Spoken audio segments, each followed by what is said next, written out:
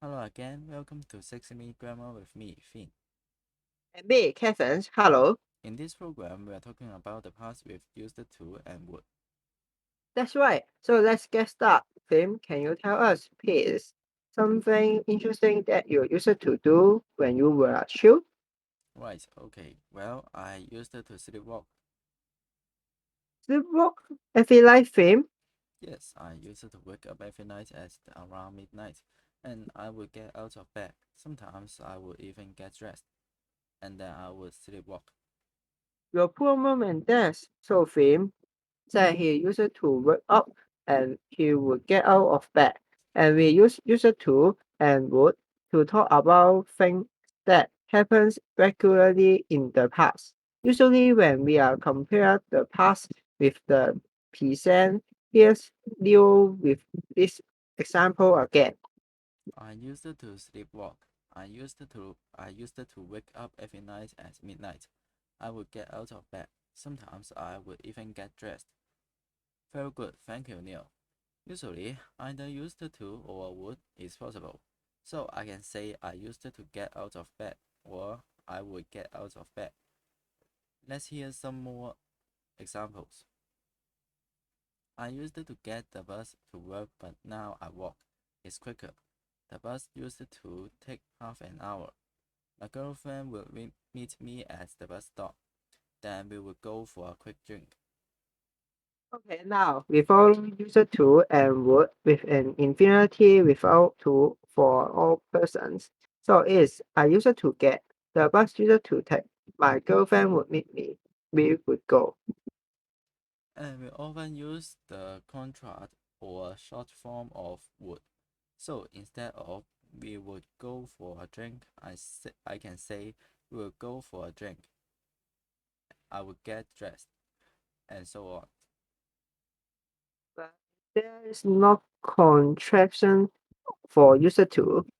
So that's used to and would for repeat actions or habits in the past.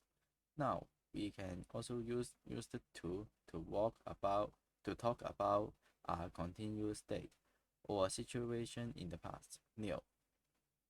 Gina used to live in Taiwan, but now she's living in UK. I used to love cooking, but I don't have much time now. There used to be a restaurant here, but they knocked it down. Now we don't use would in this way. So you can say here there would be a restaurant here, but they loaded it up. Would is for things that happens regularly. We can't use it to talk about past stage or situation. And we are looking at used to and would to talk about what happened regularly in the past. And also to talk about some of films Drake's lifetime habits. Come on, I was a kid. I don't do any of this anymore. Are you sure? Nothing like this, only worse things. What about you, Catherine? Did you use to anything string when you were younger? Well, lots of string as sleepwalking. I did not used to sleepwalk, but at night I would sleep on the floor from time to time. Really? Don't you used to sleep in your bed? No, I will get into bed, but I will not stay here there. Interesting. Right, okay. For questions and negatives with used to, we use did or didn't plus subject plus used to plus infinity. So Finn asked me, did you used to do anything stress?